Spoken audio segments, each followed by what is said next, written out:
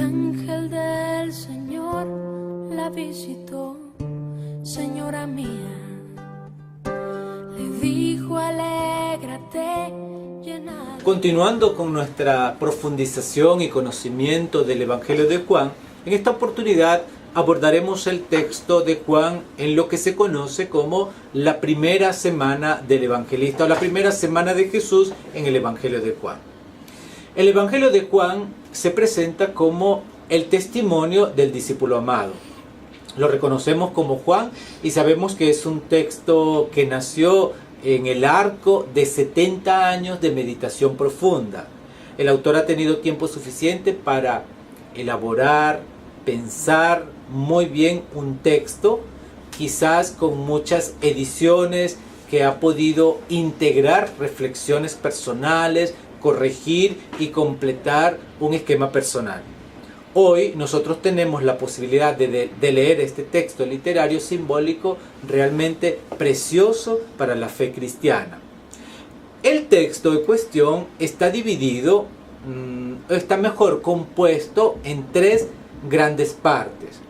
Un prólogo, el famoso prólogo de Juan, un texto de estilo lírico que fue escrito al final de todo el texto. Es por eso que conviene leerlo al final de todo el Evangelio. Si nosotros queremos comenzar a estudiar el Evangelio de Juan, no empecemos por el prólogo, porque pedagógicamente es equivocado. Lo correcto sería comenzar con la semana, justamente lo que vamos a ver ahora, la primera semana de Jesús en el Evangelio de Juan. Dejar el prólogo para el final. Luego de haber leído todo el Evangelio, procedemos a leer el prólogo, justamente porque el prólogo fue escrito al final. Al final del libro encontramos un epílogo con el relato de las apariciones pascuales de Jesús en el lago de Galilea, con el signo de la pesca milagrosa, pero sobre todo por la comida ofrecida a los discípulos y el reconocimiento de Pedro.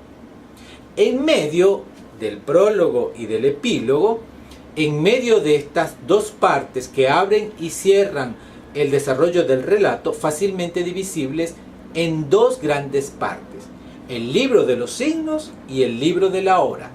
El autor relata los signos realizados por Jesús con un total de 7 signos.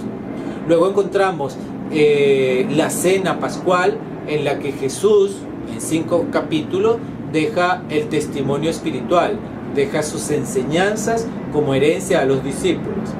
Sigue luego el relato de la pasión y la resurrección, el cumplimiento de la gloria en la hora de Jesús.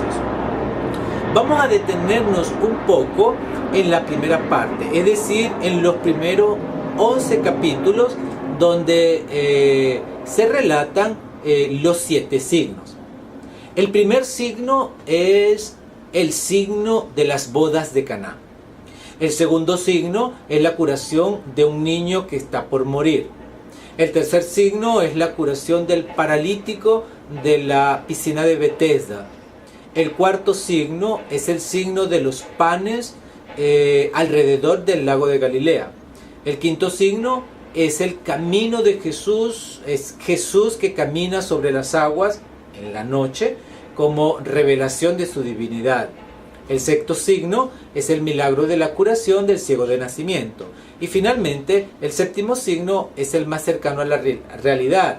El amigo Lázaro es llamado del sepulcro. El amigo dona la vida a Lázaro, pero para dar la vida al amigo Lázaro. Jesús pierde la propia vida. Esta es la estructura principal que está marcada por una serie de relatos centrados sobre los signos que realiza Jesús. Después del prólogo termina en el capítulo 1, versículo 18, encontramos el inicio en prosa. En el versículo 19 el autor escribe: este es el testimonio de Juan. Parece el título del libro, pero en realidad no es el evangelista, sino Juan, el Bautista. Y en este primer capítulo encontramos la figura de Juan el Bautista. El texto comienza con una semana inicial. Un particular interesante es que los episodios comienzan con una indicación temporal. Si nosotros leemos esos primeros capítulos del Evangelio de Juan, siempre vamos a encontrar la expresión al día siguiente. Aparece en 3 oportunidades. Quiere decir que el narrador está creando como una especie de días sucesivos. Desde el primer episodio tenemos 4 jornadas sucesivas. Si leemos el inicio del capítulo 2, encontramos la indicación al tercer día. Eran 4 más 3, tenemos una semana. El Evangelio según Juan comienza con una serie de episodios organizados en el arco de una semana. Con el Evangelio comienza la expresión del libro del Génesis. Es decir, comienza con una expresión que nosotros encontramos en el libro del Génesis, con la expresión en arjé. Nosotros sabemos que en el libro del Génesis, capítulo 1, versículo 1, el texto hebreo comienza justamente Bereshit bara Elohim et hashamayim ve'et haaretz. Eso es, en el principio Dios creó los cielos y la tierra. Aquí Juan utiliza el mismo texto, la misma expresión, pero en este caso en griego, y utiliza el arqué, es decir, el principio. De esta manera tenemos una semana inaugural. En los días sucesivos se narra el pasaje de Juan el Bautista a Jesús, y hay una referencia a la semana inicial. Recuerda esa semana inicial del Evangelio de Juan, recuerda justamente la semana de creación del libro del Génesis. Hay un nuevo mundo que está comenzando. El encuentro con Jesús es una novedad, es una nueva creación. Es importante, mientras leemos el Evangelio de Juan, tener presente el Primer Testamento. ¿Por qué? Porque el Evangelio de Juan tiene de trasfondo el Primer Testamento. Leer a Juan implica tener muy presente el Primer Testamento. Juan el Bautista entonces es el primer personaje que presenta a Jesús. Según el esquema de los sinópticos, también Juan presenta al Bautista, siguiendo esa línea de los sinópticos. Lo presenta como un predicador de penitencia o un predicador penitencial, pero no se alarga mucho en las descripciones ni en su obra predicadora o del bautismo. Lo coloca sobre todo en diálogo con las autoridades de Jerusalén, que le preguntan quién es, y Juan dice que simplemente la voz. Es un enviado para preparar el camino a aquel que viene detrás. Así tenemos que el primer día aparece Jesús en el fondo, y Juan le dice a sus discípulos: he aquí el Cordero de Dios. Es una expresión extraña, una expresión original, con la cual el Bautista presenta a los propios discípulos la figura de Jesús. El segundo día, los discípulos del Bautista lo dejan para seguir a Jesús. Es interesante hacer notar cómo en el Evangelio de Juan no es Jesús quien llama a los discípulos como en los sinópticos, son los discípulos que siguen a Jesús. Es una propuesta completamente novedosa y completamente distinta con relación a los sinópticos. Jesús siente que lo siguen estos personajes, se detiene, ve que lo sigue y le pregunta: ¿qué buscan? Esta es una frase muy importante. ¿Por qué?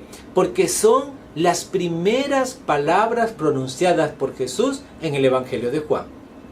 Es una pregunta importante que la encontraremos en 2 oportunidades más. Jesús preguntará al comienzo de la pasión a los soldados que lo arrestan, le pregunta: ¿a quién buscan? Y el resucitado, como primera palabra en el Evangelio según Juan, pronuncia estas mismas palabras hablando a María Magdalena: mujer, ¿a quién buscas? Es la misma frase, pero hay un cambio. La primera vez hay un objeto material. ¿Qué buscan? La segunda vez una persona. ¿A quién buscan? La tercera vez al plural se convierte en singular. ¿A quién buscan? Este es un itinerario que el lector debe hacer. es necesario estar muy pendiente y acoger todos los particulares, porque la belleza del Evangelio según Juan está justamente en la riqueza de significado presente en cada parte del texto, en cada parte del relato. Cada particular, cada detalle, cada expresión debe ser apreciada, valorizada, memorizada, de tal manera que, continuando la lectura, se pueda entender las conexiones y apreciar los progresos que se hacen en la interpretación. Jesús se encuentra con los discípulos. Los discípulos del Bautista lo dejan y siguen a Jesús. El texto dice que uno de ellos se llamaba Andrés. ¿Y el otro cómo se llamaba? El otro no es nombrado. Y justamente por el hecho de querer quedar en el anonimato podemos imaginar que puede ser el mismo autor. El discípulo de Juan es el discípulo de Juan el Bautista que ha dejado aquel predicador penitencial para seguir a Jesús. En el relato de Juan no encontramos la llamada de los pescadores, lo he comentado anteriormente, sino que la llamada de los primeros discípulos se da a la orilla del Jordán, en la zona del Mar Muerto, mucho más al sur, un poco en las afueras de Jerusalén. Andrés le habla a su hermano Simón de este personaje que ha encontrado, lo lleva a Jesús y comienza a constituirse un grupo de discípulos. El tercer día, Felipe, que era del mismo pueblo de Andrés y de Simón, del norte de Betsaida, encuentra a otra persona llamada Natanael. Es el que conocemos como el apóstol Bartolomé. Y Felipe le dice: hemos encontrado al Mesías, es de Nazaret. Natanael es originario de Caná. Duda de que de Nazaret pueda salir algo bueno. Hace una broma sobre esto. Y Felipe no encuentra otra manera de repetir, no encuentra otra forma de convencerlo y utiliza la misma expresión que utilizó Jesús: ven y verás. Este es un dato importante para el lector. Ese ven y verás está dirigido a ti que lees el texto bíblico. Ven detrás, ven, entra en el texto. Debes hacer la prueba, debes conocer a Jesús, debes probar estar con Él, debes aprender a conocerlo, compartiendo su vida, y entonces podrás ver. Natanael, que llega delante de Jesús, escéptico, se siente conocido. Jesús lo llama por su nombre y le dice que lo ha visto cuando estaba debajo de la higuera. Y Natanael, sorprendido, queda impactado por esta expresión. Allí aparece un dato importante, significativo, que es el dato de la higuera. Posiblemente sea un recuerdo del discípulo, un particular que seguramente Natanael es el único que puede dar el significado. Jesús le dice a Natanael: te conozco bien. Antes de que oyeras hablar de mí, yo te conocía muy bien. Y Natanael enseguida confiesa la propia fe: tú eres el Rey de Israel, tú eres el Hijo de Dios. Lo llama Rabí, que es el término que dan a los maestros. Reconoce en este hombre al maestro, aquel que puede enseñar a vivir. Jesús, casi sonriendo, le dice: te basta tan poco para creer, verás cosas mayores que esta. Y esta es una promesa importante. A los discípulos que aceptan seguir a Jesús se les promete ver cosas grandes, ver los cielos abiertos y los ángeles de Dios subir y bajar sobre el Hijo del Hombre. Así lo dice el Evangelio de Juan. Esta expresión recuerda un acontecimiento del Primer Testamento, aquello que se conoce como la escala de Jacob. El libro del Génesis nos presenta que el patriarca Jacob tuvo un sueño en el que vio una escalera, una sicurat, es decir, una torre con escalones, una montaña artificial que hacía de escalera para conectar la tierra con el cielo. Los ángeles de Dios, es decir, mensajeros, suben y bajan teniendo en contacto la tierra con el cielo. Jesús le dice a los discípulos: verán al Hijo del Hombre, es decir, a mí, como la escalera de Jacob, la conexión entre el cielo y la tierra. Es un anuncio cristológico importante. Jesús es la conexión. Jesús es la escalera por la cual Dios baja a la tierra y por la cual el hombre sube al cielo. El cuarto día, dice el texto, el cuarto día hubo una fiesta de bodas en Caná de Galilea. 4 días ya los hemos visto.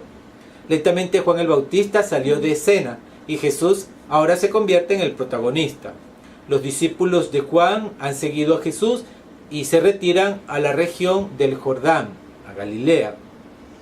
El tercer día han hecho, nosotros podríamos decir, han hecho un sexto día, porque según la manera de contar de los antiguos es necesario siempre considerar el punto de partida, por lo cual si hemos dicho que eran 4 días, para contar el tercer día tenemos que decir cuarto, quinto, sexto. Exactamente como el domingo, que es el tercer día con relación al viernes. No son 3 días después, es el día tercero, el de la muerte de Jesús. Entonces, cuento el tercer día desde el viernes diciendo viernes, sábado, domingo. Por eso 4 más 3 en este caso es 6. Es un particular simbólico. El primer día es el domingo, el segundo día el lunes, tercer día el martes, cuarto día el miércoles, quinto día el jueves, sexto día el viernes, séptimo día el sábado. El día sexto es aquel en el que el relato de la creación, en el cual Dios crea al hombre. Dios crea al hombre el día sexto. ¿Qué día murió Jesús? Viernes. Sí, pero usando los números, el viernes. ¿Qué número tiene como día? Sexto día, que corresponde al día en el cual Dios creó al hombre. ¿Qué significa simbólicamente todo esto? Juan está escribiendo un evangelio espiritual y por eso estos particulares los subraya para que el lector entienda que detrás de la coincidencia del día hay un significado. La muerte de Jesús es la creación del hombre nuevo, es la efusión del espíritu creador que renueva a la humanidad. Este evento grandioso que se realiza en la hora de Jesús sobre la cruz, en su muerte y resurrección, es anticipado simbólicamente al comienzo. El primer signo realizado por Jesús se da el día sexto en esta semana inicial y es un evento creativo. Crea una novedad partiendo de una base netamente tradicional.